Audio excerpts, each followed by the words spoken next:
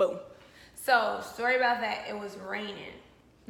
And we had finished weights, and I was like, I'm not going to class today. Uh-oh.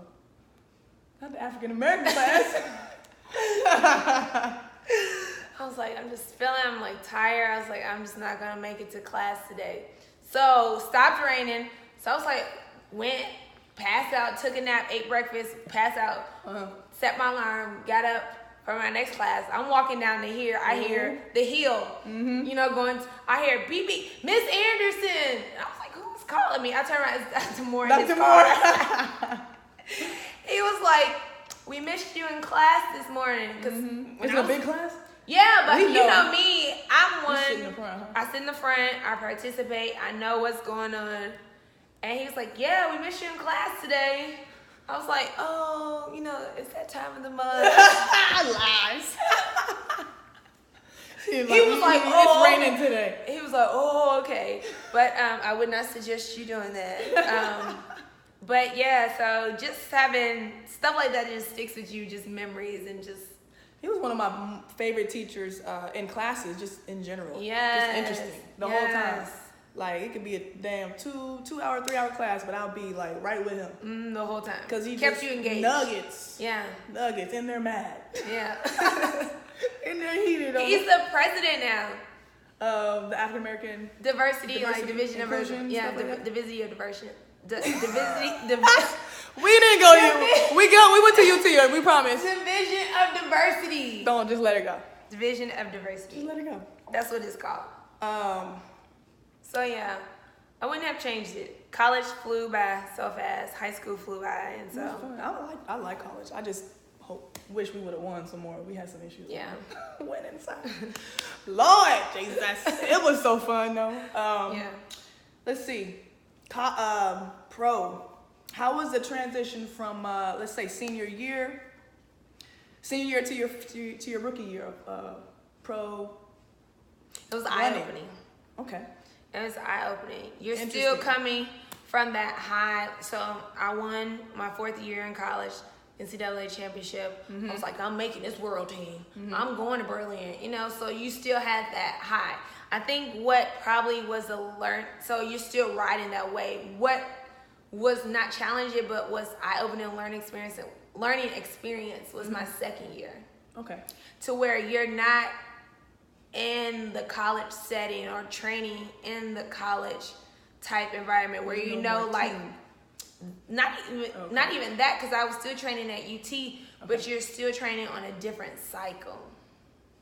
Meaning the season? Yes. Okay. Your season doesn't start till later unless you're doing indoor, but still it doesn't start till later, and it's going later. Okay. So the season will go, especially the way the old schedule used to be. We had like the Golden League. That was meets going on to like the end of September, beginning of October. Now I think they're like middle of September is when they're like finished. So was that a challenge for you or just like something different? It was different. It was to where you're not staying in the dorms, even though my 4th year I wasn't staying in the dorms, but it's like, it's you. No one's sitting there. Even though I feel like at UT they're not holding our hand, but they're there to help. They're there to help, and not to say that my coach or the staff or anything wasn't there to help. It's like, no, this is your job. Yeah, it's you. It's your job. Yeah, this is your job. It's the difference when you're like, I have a scholarship. Right. Oh, no, this is your job. So you better do what you have to do. So you're paying your bills. You're being able to eat, you know, you're putting away. When I got my first payment for my contract, I put half of that into investments. Nice. Which they're in investments now and still growing. And that's something that I would recommend. Learning, especially if it's something you're thinking about going professional, start learning about investments or how to make your money work for you, because you're not going to be able to do your sport forever. It's not possible. You and Lord forbid you get injured, or your passion for it runs out, or you may get cut from a team, or whatever the issue is. Make sure you're being smart about your money, because we hear about it all the time. You have professionals that have made way more than what I've made, and they've gone bankrupt or like broken, don't have any money. I'm like, and y'all had millions. Right. Do you know what I would have done if I would have had millions? It would still be millions. Right. So be smart about your money. It's cool. I'm not saying I bought my car. I have my condo. We have a house now. I got my shoes, my purses. And then I was like, okay, this is enough. Yeah. And it wasn't something that was done consistently every year. Mm-hmm. To where now, like I said, you see, and as you grow just as a person, you're like, okay. And I would have that conversation with my mom or my grandfather about seeing stuff that's going to make and grow and work for you. Your real estate, buying a house, your properties, cars depreciate, material things, it's not the same value. Right. So be smart about your money. Be smart. Be smart about your money. Let's see. Pro. Where have you? Yeah. So let's just go through all the. I mean, there's 50,000. Where have you ran? What countries? Everywhere. I would literally have to go get my passport. Ooh. I can't remember. Flip the book. I actually had to get What's your favorite? I had to get a new passport, so I have 2 passports. There's one I'm gonna full. Top 3 or 5 venues, or you can say city because of whatever reason. So my agency, and I always say my agency like I'm still with them in heart. I feel like if it's one of those agencies, if I'm like, hey, I need something, or we're looking to do a different sport, or wanted to maybe work with them, they will be welcoming. Okay. So my agency was based out of London and still is based out of London, and so London, I would live in London. I'm used to big cities, lots of people, being able to get on the train or the tube and go places. And this past year, I went to Morocco. I've always wanted to go to Africa. Now, that's in Morocco's in Africa, right? Mm-hmm. Was there many races in Africa? Or more so Europe and maybe more so Asia, Europe. They had Japan, more so Europe and Asia. They had a couple. So I raced in Morocco, and then I went to Senegal. Okay. Which was beautiful. Cool. Let's see. One of my other favorite places. I love Italy. That's my favorite country. Why is that? It's something about the people. Mm-hmm. It's very authentic, home, family feel. I love wine. So yeah. Now, do they care so much if you don't know Italian? Like, no, they love black people. Right. Like other countries, like if you can't speak, for example, France. I know, and I was like, no. If you don't know, but the French people, yeah, fooling with you, like no. But I know French. Now I can't speak it, I can understand it, but I will butcher the language. Okay. But it's like even then, there was like. So they know what you're saying, though. You know what I'm saying. Like, can you help me find the bathroom? See, but in 2, I was one.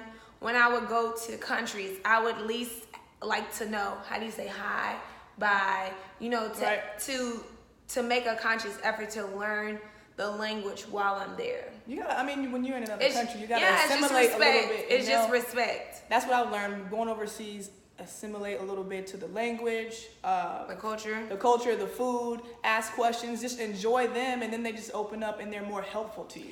And 2, I say life is I don't know. I love history and just culture in general, and so I was one who was always going over to anywhere I went and would love to go sightsee and walk around and do the local stuff. Not saying you can't see like the big stuff, like the touristy stuff. Yeah, but I was one who wanted to do that, to get to know the local and to get to know more about the people, especially the area if it's a smaller area. Because sometimes the meets that you go to they're in the bigger cities, but a lot of times they're in the smaller cities. Some cities that you probably never heard of before.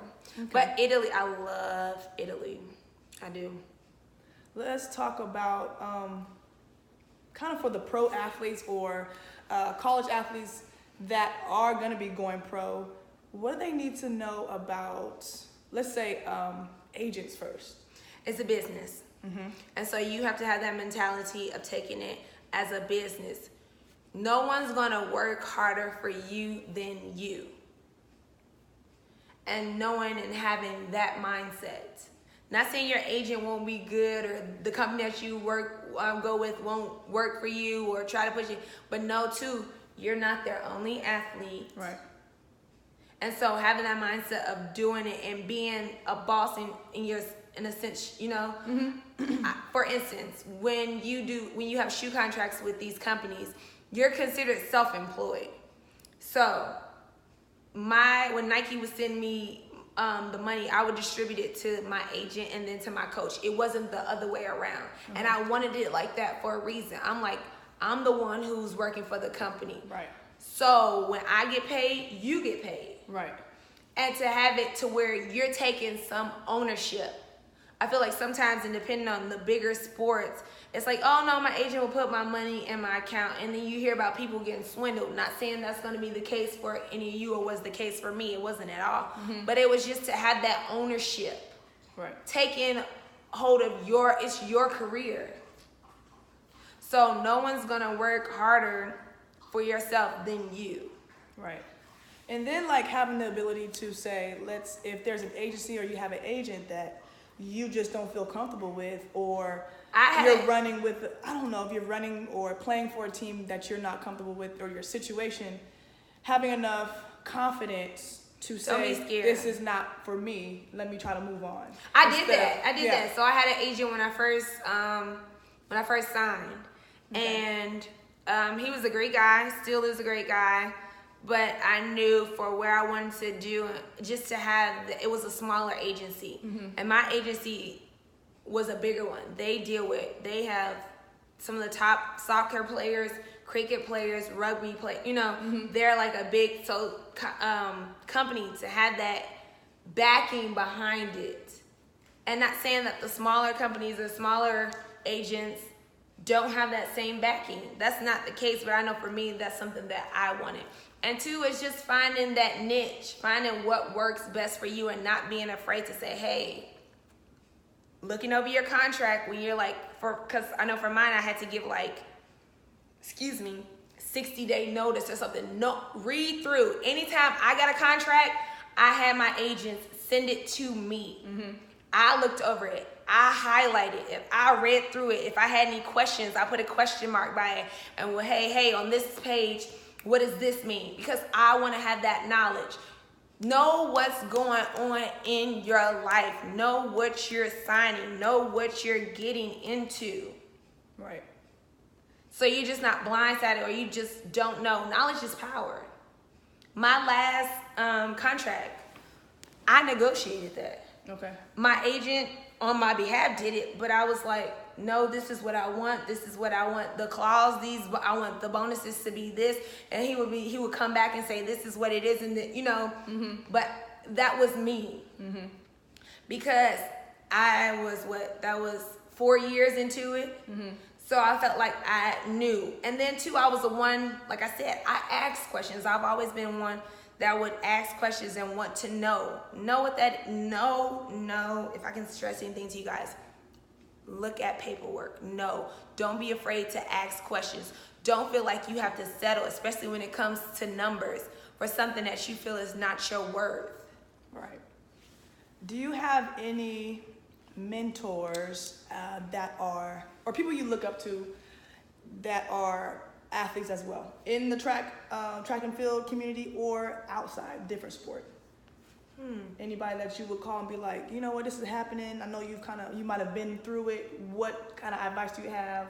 Or was there anybody that was kind of always there for you, any small, decisions that had to be made or big things that you were going through? Anyone in my sport, mm-hmm. I can say that I can call or would have a question. Or even just looked up to, watching them run. Looked up to Jackie Jonah Kersey. Okay. Anytime I saw her, and I remember even when I was in high school, because we would go to her relays. We would drive, get on a bus, and drive to East St. Louis and go stay there for, 3 days or something. And she had a pep rally. I loved. And just watch. Were you running too? No, I was competing, but I loved going to that meet. It's for high schoolers. Okay. But I loved going to that meet. So anytime, even seeing her, or even when I was in high school, asking the questions.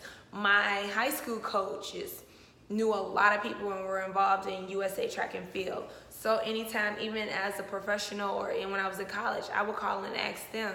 But I can truly say that it was someone that while I was competing, that may have been competing in track and field, or even before, that I could call to reach out to, say, hey, I have this situation. Right. So no. Okay.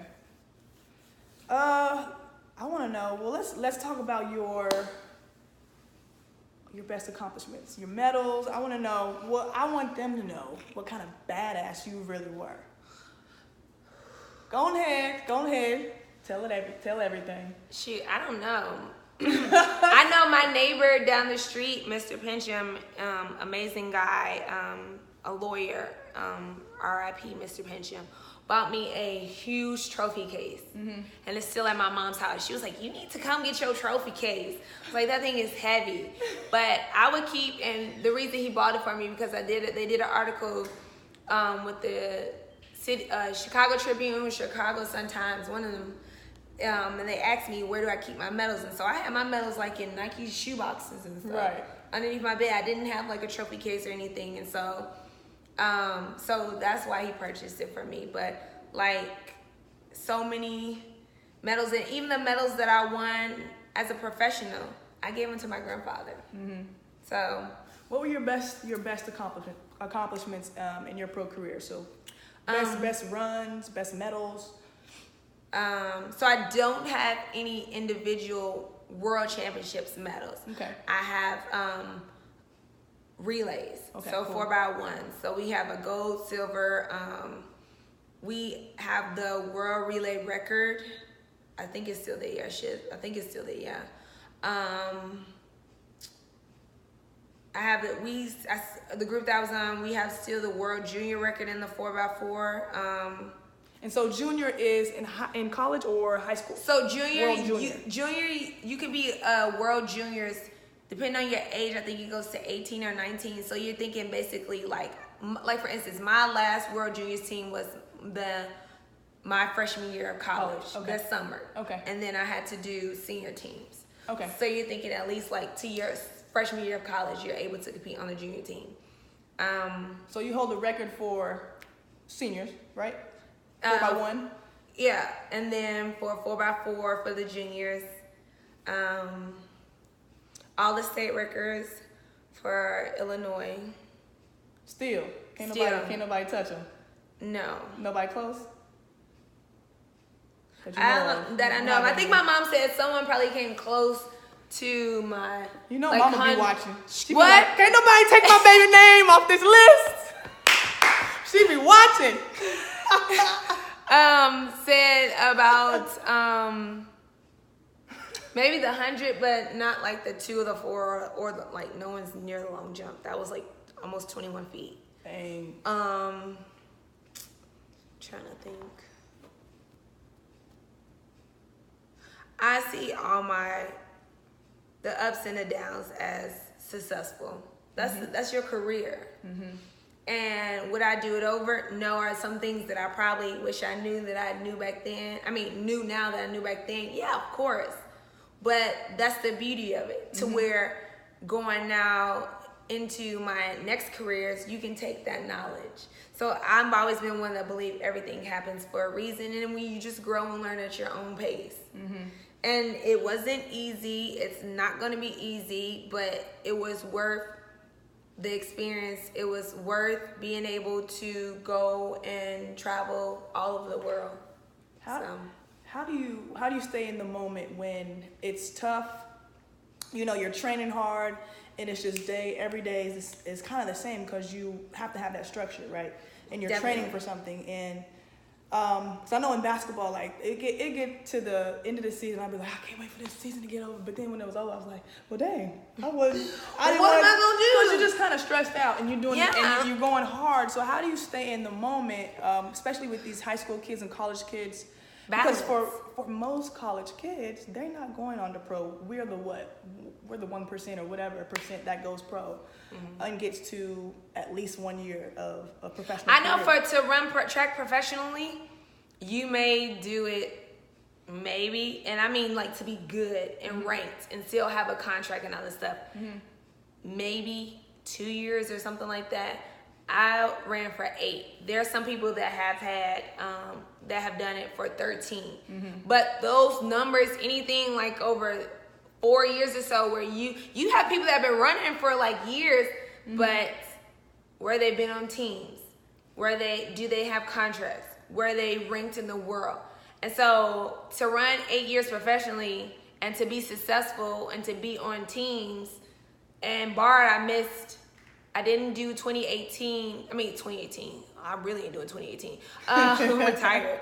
2015 or 16. 2015, I was injured. Okay. 2016, I was coming back from that injury, so just missed going, for real. But it's like I wouldn't change that for, so. I had 2 questions come to mind. So I want to talk about who was on your relay 4x1 senior team that you have the record with. For world relays? Yeah. Oh, shoot. I can't. Oh, she's so old. It's not even old. Tiana Madison. I'm trying to remember the picture that's in my head. Like when we're on the Jennifer Tarmore. English Gardner. I think that might have been. Who is it, Sage? Who is it? Get him, Sage. Get him. Go check. Don't tell us. She'll be barking up her stuff. And then I want to talk about injuries. What was your first injury, and then the mentality? Like, how did you get through it? Was it easy just to say, okay, this is what I need to do? I have my athletic trainers. They're telling me this. Let me just do what I'm supposed to do. Was it like the insecurity? Like, oh shoot, it was hard. My hamstring. I don't know if I'm gonna be the same. So I think everyone has like a little tweak in hamstring. Like, okay, I can't do it. Right. For me, that wasn't. I may have maybe 1 or 2 hamstring tweaks. The biggest one for me was my foot. Okay. And that was 2020. It was right after Worlds. So I had gone to Moscow. Yes, Moscow 2013 team. Had an amazing season. Ran 10.9, 10.90. That year, ran 10.9 consistently that year. So it was like a big year. So once we started training, I was like pumped. I was like, yes, 2014 is about to be lit. Blah, blah, blah. I was like, this first race, I was doing a 200. And I don't know if it was my shoe. The curve was how tight the curve was, whatever it was. I was rolling on my first race for that 200. Probably would open up with like 22, like something. 22, which is like, dang, she ran like 22 mid. That's how fast I was moving. I was trained my butt off. Came off the curb, like the exchange zone is located, and felt like a tweak in my foot. I was like, oh, that ain't right. And then I stopped and fell to the ground. Ooh. I did not jog until a month later. Okay. And this was in mid-April. And so you're like, okay, a month later is that's May. No, it was towards the end of April or something like that. Yeah, it was somewhere around there. It was like, because I know I didn't go over. I had a bomb schedule because we won the gold medal. I was in the finals for the 100. So it's like my agent had clout to be like, get you into these big time races. I was like, yes, I was pissed and livid. And I actually had an energy coach, started working with an energy coach. Okay. For mental, just to help with that, because it was hard. It was hard. And this is what, 2 or 3 years into pro career? No, it was more than that. How much? So it was 2014? It was 5. Like 5 years or so. Yeah. Okay. And 5 or 6. Yeah. Yeah. How the mental coach, how they help you get through this injury? So think about it. You're sitting there, you're like, I did everything. You're thinking that you're getting behind. So even though I wasn't able to walk I did bike exercises. I did pool exercises. I was still lifting and doing everything to the best of, as my ability. I was going to therapy. I was doing everything. And you're like, shoot, am I going to be ready for US champs? I still haven't jogged yet. And then you're like, okay, now I'm able to take the boot off. Let me see if I can jog. Okay, I'm jogging, but it's like a little hitch jog. And then I'm like, okay, I literally had to go through, and when I started to, before I couldn't walk, jog, I would take the boot off and I would go walk. When everybody else is at the track practicing, I would walk because I had to force myself to go through to where I wasn't compensating, to where I'm planting and going through the full motion. Because then typically you want to roll because you don't want to put that pressure on the foot to build that strength up. Was it like big toe or was it like mid-foot? No, it was like right across the, I did an MRI x-ray and there was like a little something, but it's like because the foot is so intricate, it's so many ligaments and tiny nerves. You don't know. And it's like, we don't see anything. I was like, well, I can't put any pressure on my foot. Something wrong. It sweat, like it got big. It did all that. It was swollen, everything after I ran. Put ice on it. It's like, did the x-ray, nothing. Did the MRI, nothing. So why is my foot like this? So that takes a toll. It was days like I cried. I was pissed. I was like, how's these girls running? They getting better. They training every day. They out here rolling. I'm like, I'm upset. I'm livid. I had a great season. So then that's when you start to doubt yourself and just, you got the chatterbrain just starts and it's just like, shut up. Yeah. So that's what my energy coach, her name is Kathy Peters. She helped me with that, through that. So, and even for when I was professional, the years after that, one of my goals was to just stay healthy the whole year, which I was able to do after that. But it's like, it was annoying. And like I said, I didn't jog for a month, and then it was like I just started picking up speed or doing stuff maybe 2 weeks before, but it wasn't 2 weeks of like full blown, like I was rolling speed. But it was like, okay, and I got one race in. You weren't 100% for that race. No. And when was that? So you were off for a month, you weren't walking or jogging for a month, and then what was the time span from the foot injury and then the next race? Like maybe a month and a half, 2.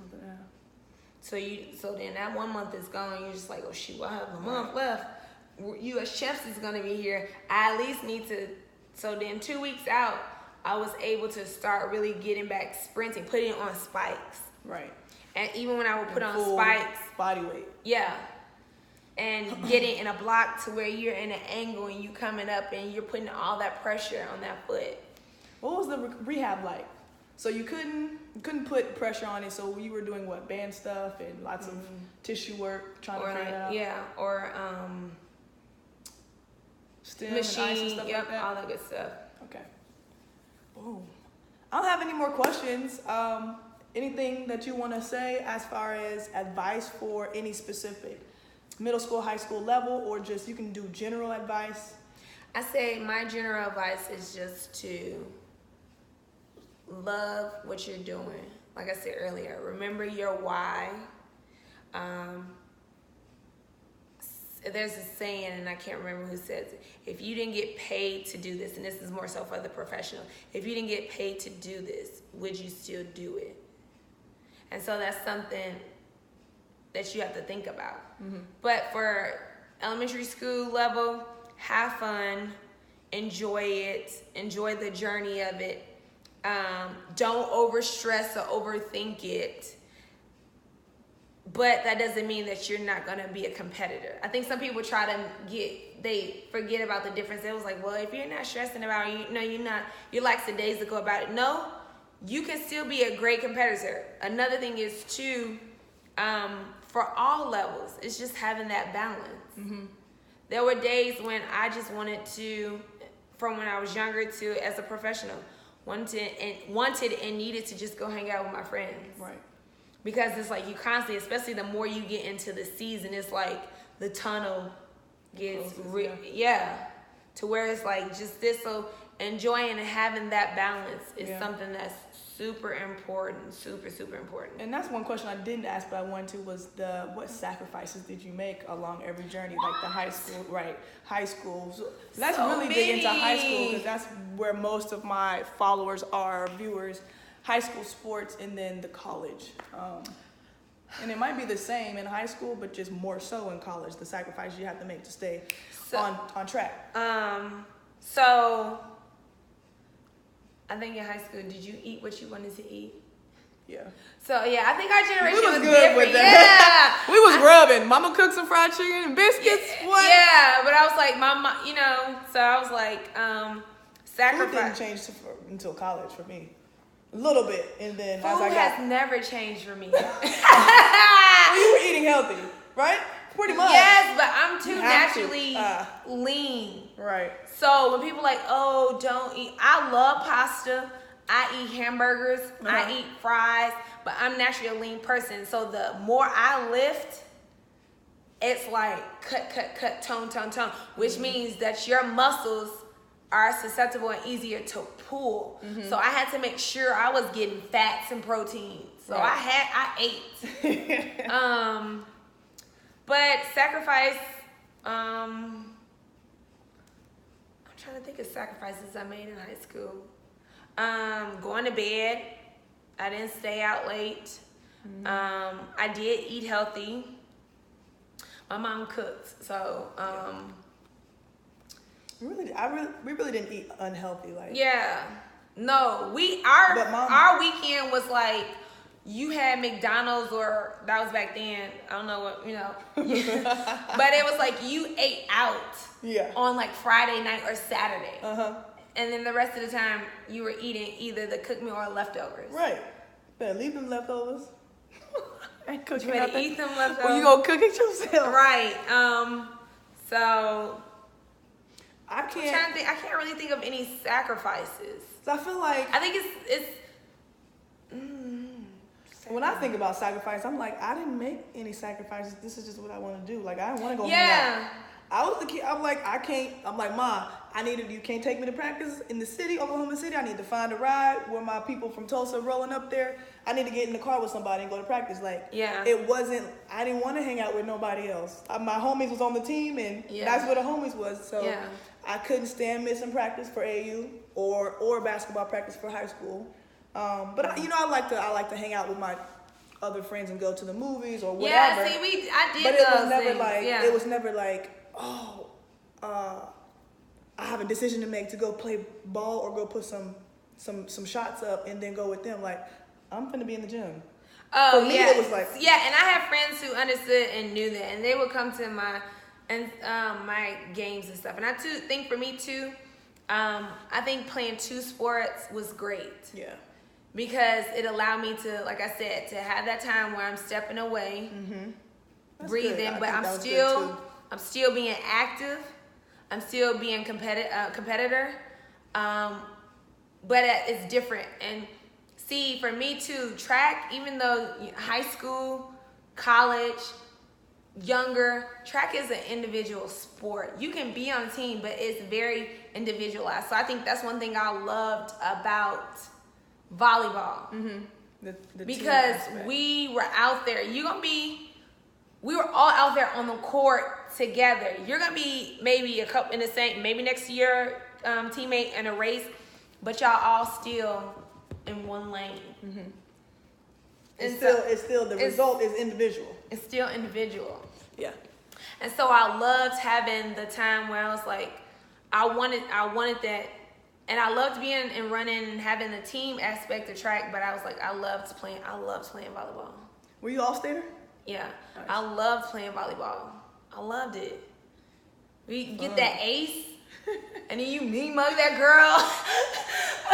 you mug that girl across the through the net. Trying to look through one square in there, like, I see you. Do you see that ball? That was this volleyball story. There was this girl talking mad stuff. So I was right side. Our middle hitter was Aaron. Okay. And there was this team, I forgot what team it was. These girls was talking messed up. I said, Aaron, you better shove that ball down that girl's throat. Because the girl that was in front of the middle blocker was talking messed up. So Vanessa set Aaron up. Aaron went, bam! Hit that one. The girl's finger went blue, like bent all the way back.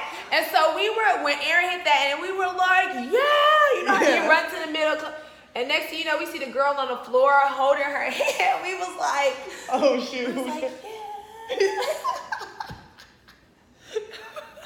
Like, oh, that sucks, but It's that energy, man. Yeah, it's different. See, volleyball's different because you can take the little whatever 1 to 5 seconds and like come together and do whatever you do. Shoot, you gotta keep it rolling with basketball. You be like chest bump real quick. Only if it's like a foul. You know, they stop the play. Yeah. Because somebody throw the ball down the court. Girl, get that easy layup on y'all. Oh, be on that bench as soon as you know. Like, dang, coach, I just scored. Yeah. You're supposed to be back. Yeah. Yep. I don't know if I would have been. I can't do track. Like I can't do a single sport. I need people.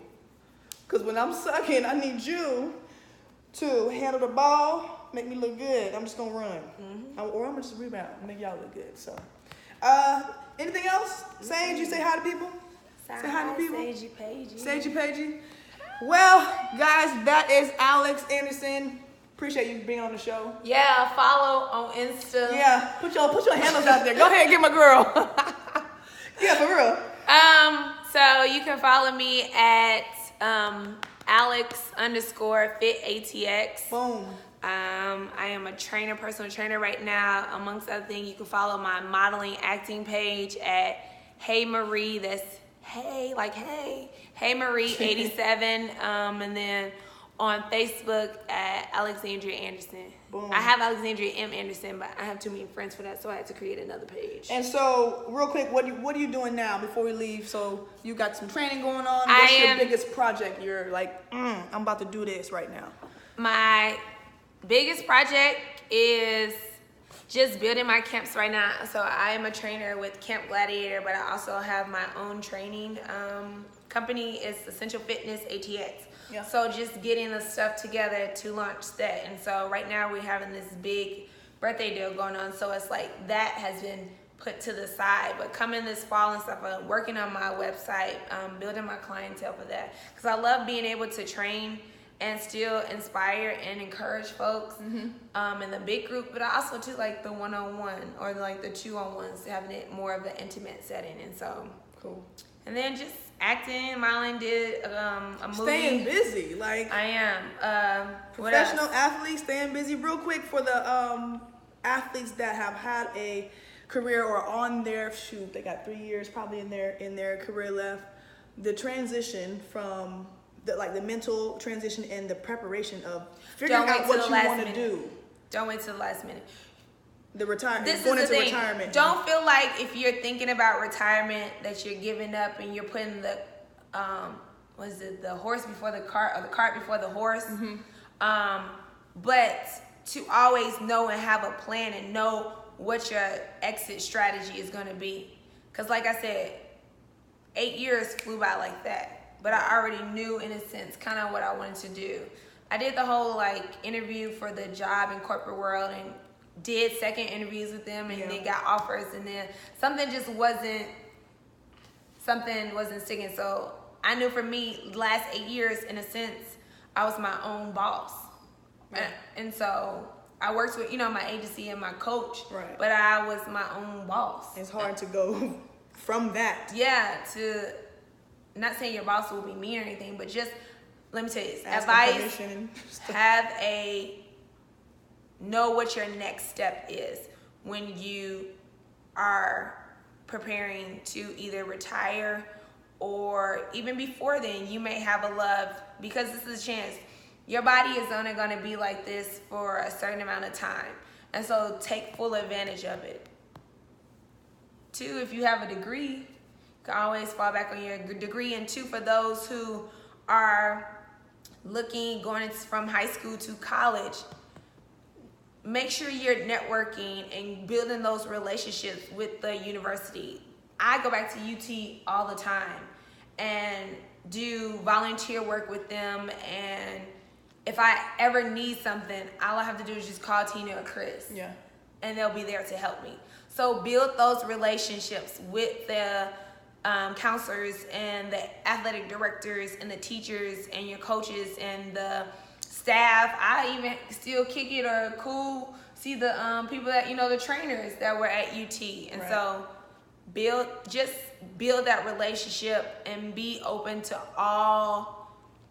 the whole college experience, not just the sports side of it. Right. Boom. Well, we're finally done. Thank you for being on the show. Yeah. I'm Coach E, and we're out. Bye, y'all. Boom.